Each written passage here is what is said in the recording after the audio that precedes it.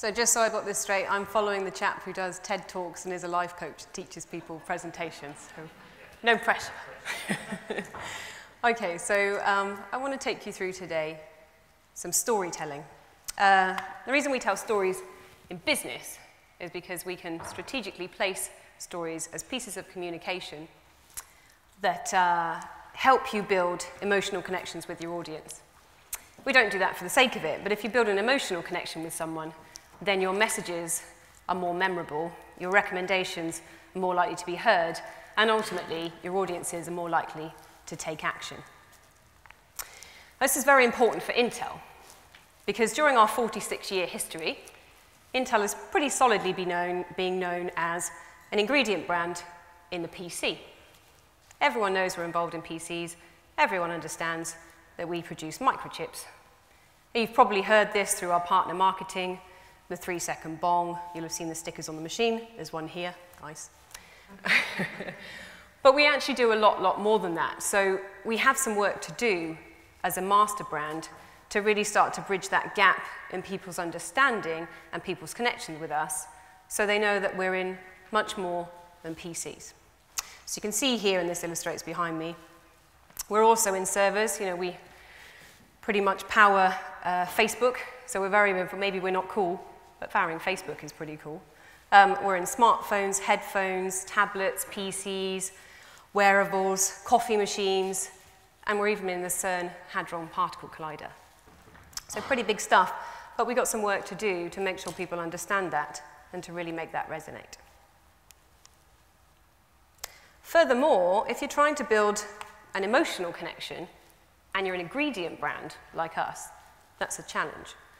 We don't sell the end product, so we don't directly touch customers. We don't speak to them directly. We have our direct communications, but we're not in the thing that they buy off the shelf. Furthermore, we're a technology brand. We manufacture. It's not an easy thing to feel emotional about. Very logical. We have trust as a brand. We're a logical brand. We're a respected brand. But do people love us? I think that's somewhere we've got some way to go. And one of the reasons that storytelling is important here is that we know people remember and people connect better with what they see and feel, much more than what they read. And in fact, humans can digest an image 60,000 times faster than text telling them the same message. So I want to take you through some of the stories that Intel has told as an organization, and to show you how you can use these stories as your digital content to really make the most of the new and exciting tools and platforms that are out there. There's no point having a digital strategy unless you start with what you want to tell people. And the first one, I think, is my favorite. So this concerns a recreation of the Scott expedition.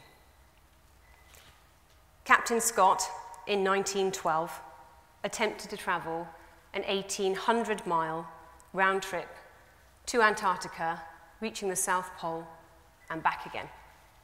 And he attempted to do this on foot.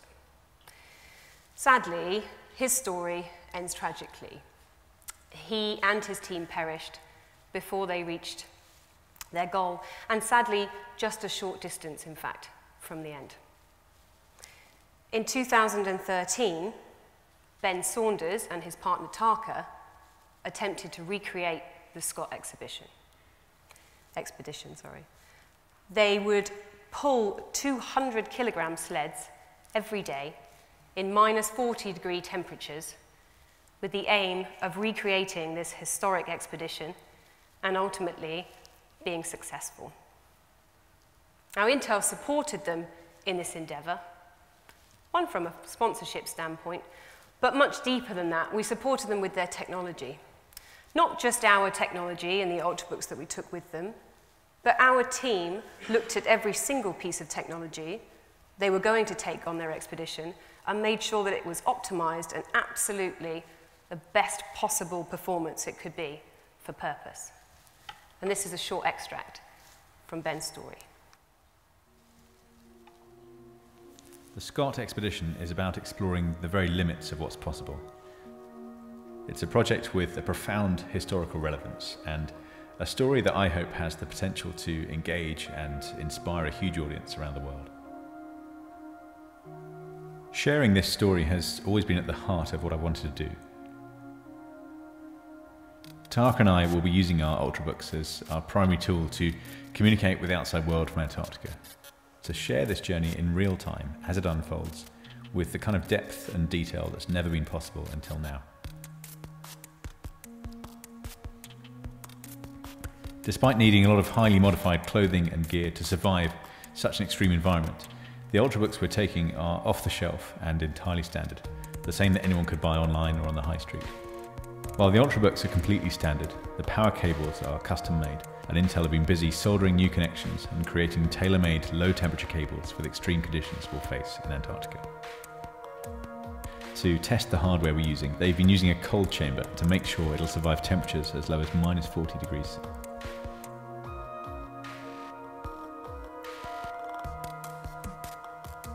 We'll be powering the Ultrabooks using custom-made battery packs and flexible solar panels, which we have on top of our sledges during the day, and because we'll be in 24-hour daylight, also on top of our tent at night. The team at Intel have also been testing some of the batteries, solar panels and equipment I've used on previous expeditions, and modifying and enhancing them so that the setup we take with us to Antarctica will be the lightest and most advanced we've ever used.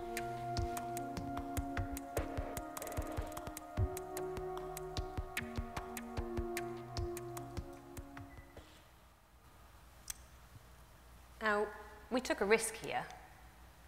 We'll go back one. Took a risk here, not the frostbite, potential starvation, exhaustion type risk that Ben and Tarka were taking, but a risk all the same. This was a dangerous polar expedition that we were sponsoring, and it wasn't guaranteed to be successful. There were no guarantees that Ben and Tarka would reach their destination, and in fact, there were no guarantees that they would come back safely at all. But it was a risk that we wanted to take and something that we wanted to support.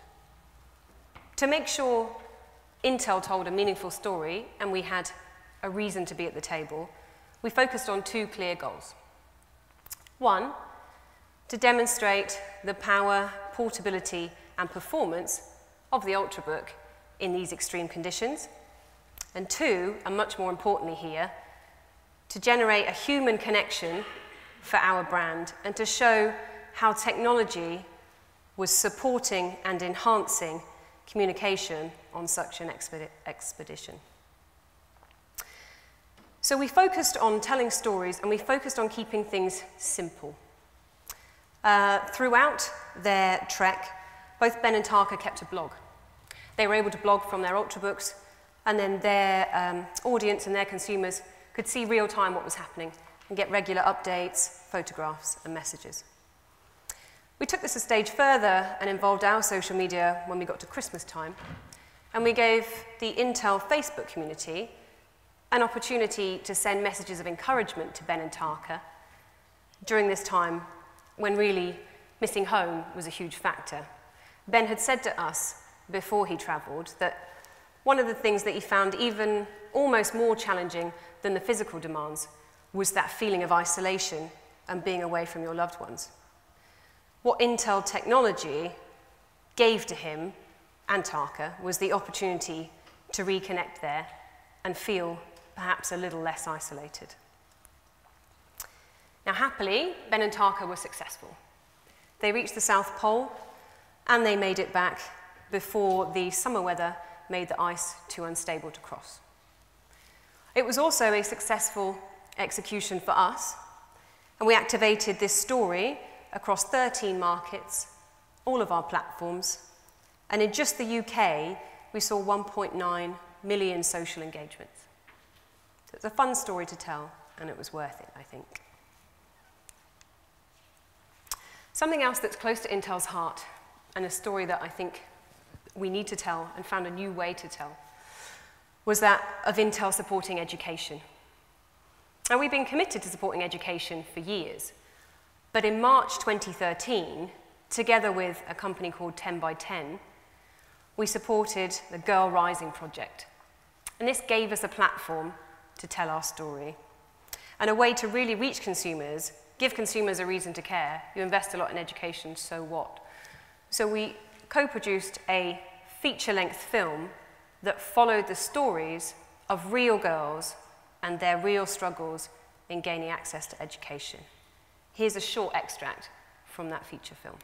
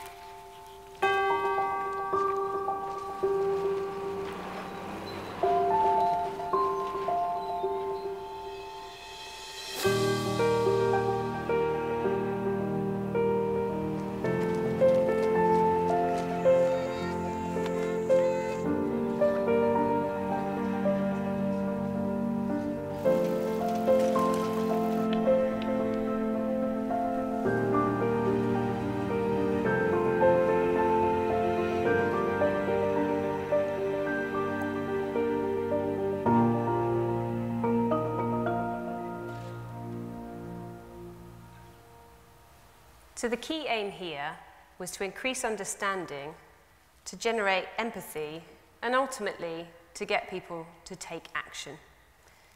We know that increasing girls and getting girls into education reduces generational poverty. And in fact, just 10% more women educated in a country can lead to a 3% GDP increase. Moreover, 90% of women educated in developing markets reinvest their income and support future generations. Now, as I said, Intel's worked hard for decades to support education.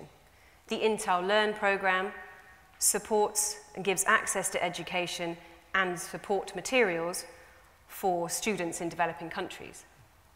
Intel Teach does the same thing for teachers, and to date has supported 5 million women teachers in Africa. The Intel Easy Steps program, a little closer to home, is an education program that helps adults with their technology literature to help them gain work or return to work. What this film did for us, and what storytelling has done for us here, is it connected the dots. It gave us material that we could use across all of our digital platforms. It gave us short extracts like the one you've seen behind me to use on YouTube, but also we were able to join a movement where people are encouraged to host screenings of the full-length feature film and really get involved in investing and supporting educating women in developing markets. It's not something that's finished yet, it's a movement that will continue, and I encourage you to visit the Girl Rising site and have a look. A little bit lighter, and maybe a bit more of a surprise, is that you wouldn't expect Intel to be associated with the beverage industry, and certainly not with coffee vending machines. Is this a fantastically exciting consumer story? Probably not at first glance. It is a fancy coffee machine. Is it a good business-to-business story and encouraging partners to invest and innovate with us? Then I would say yes. I just want to show you a short extract from this.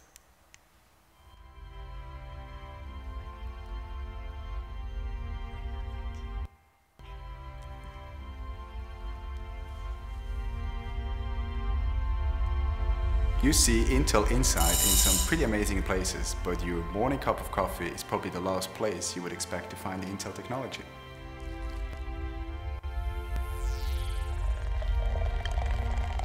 We wanted the taste of great coffee.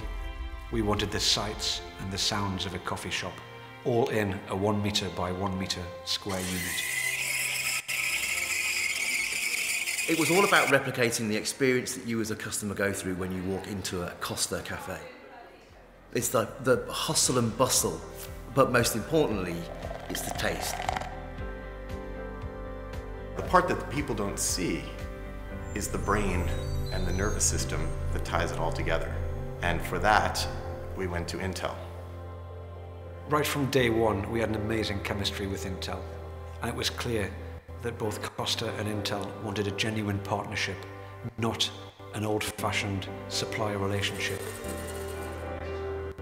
It's an amazing experience to work with a group of people where each and every one of them is the best in the world at what they do.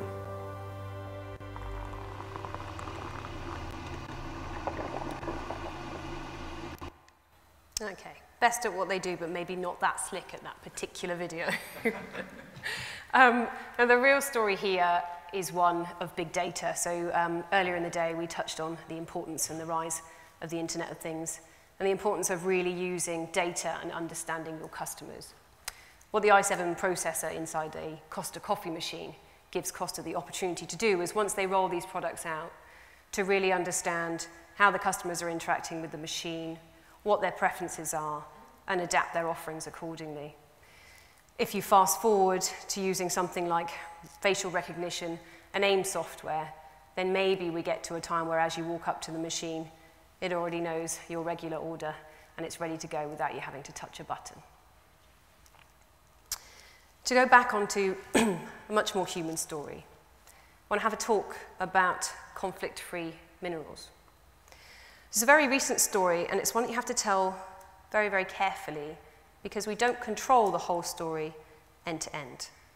Ultimately, Intel has worked hard to avoid using tungsten, gold, tantalum, and tin in its microprocessors that are mined in areas of conflict where those villages are enslaved by warlords, particularly in the Democratic Republic of the Congo.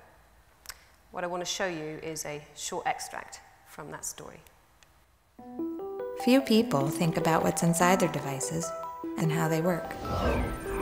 There are minerals in every piece of technology you own, so it's important to know where they come from.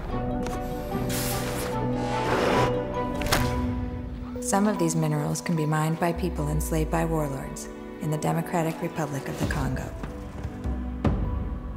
5 years ago, there wasn't a better way. So Intel began a relentless pursuit for conflict-free minerals. To do this, we started over by reconnecting the dots across the globe and convincing partners to do the right thing. Technology is supposed to solve problems and make lives everywhere easier. We're proud to say the world's first commercially available conflict-free microprocessors do just that.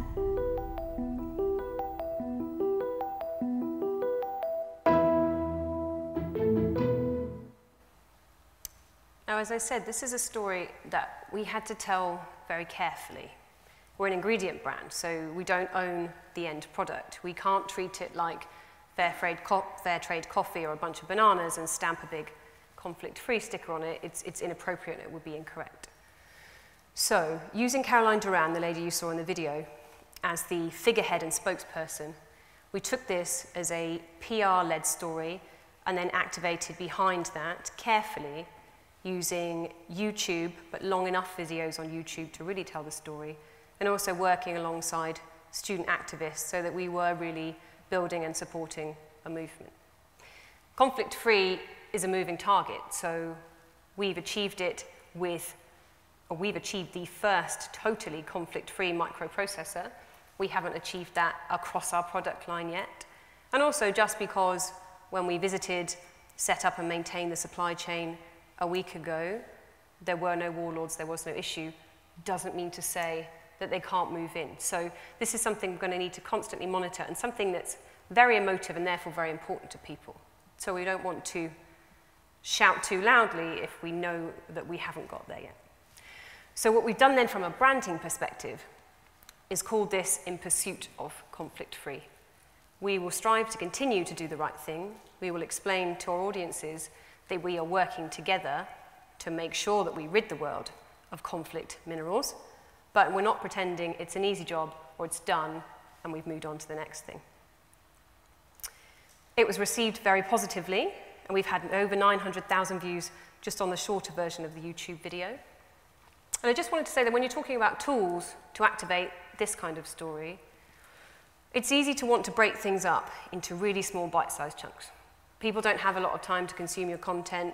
We've all seen heat maps, and we know that they don't look for very long and they don't read the whole thing. But I do think, and I wanted to stress, that some stories need to be told whole. This is something I wanted to put up as I was in some of the roundtable discussions today. This also came up, is this discussion around return on investment. So we're all under pressure with all of our marketing budgets to show the return, how many did you sell, how well did you do? And me personally, so much of my budget is over on the partner side and about generating sales and profit ads, that there's a lot of pressure when you try and do anything that's just perceived as brand building. But as you can see behind me, we did a piece of research and we tested an Ultrabook ad against its impact on those exposed to the ad wanting to definitely or probably choose an Ultrabook next time. And then we pitted that against those who'd seen the Girl Rising ad about women in education. And would they definitely, probably choose Intel next time?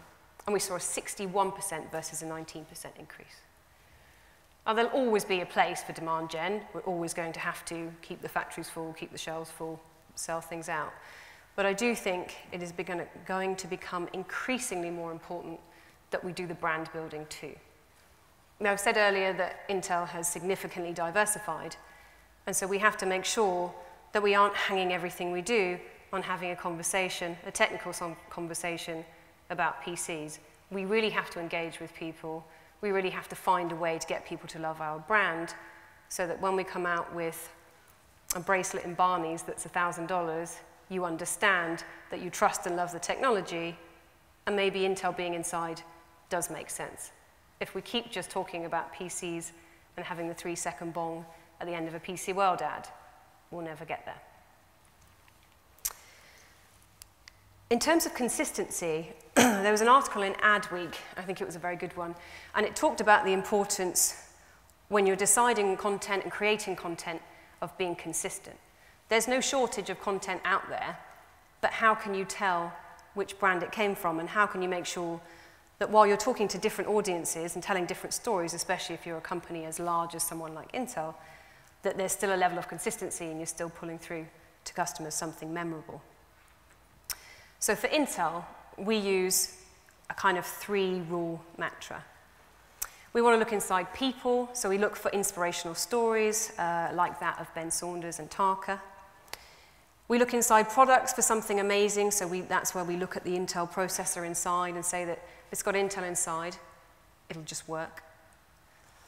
And we look inside the company itself, so the things that we're doing, like the ConflictFree Minerals, how hard our scientists and our employees are working to make sure that we stick to our corporate mission statement, which is to enrich the lives of everyone on the planet.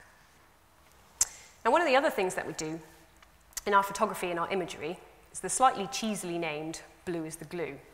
But the idea there is that as we move over into telling very human stories, we're not telling a product story anymore, how do you know it's still Intel? So what will happen is there'll be an object in the foreground or background that'll be colored Intel Pantone blue. It might not be obvious from one piece of photography, but if you see a collection together, you'll start to see that blue come through, and that's your visual cue that it's the Intel brand. In addition to that, you'll have seen, particularly in the conflict video, we have a unique style, we have a particular style when we're producing videos. So what we do, and it's very deliberate, is we have a end state, rewind, and then tell the story. And the reason we do that is we want to show, look what was achieved, and then we rewind and we tell you how Intel technology supported that end. In addition to that, last but by no means least, is our 3-second bong. Now, apparently, this is played every 5 seconds somewhere in the world. I hope you'll forgive me if I play it one more time.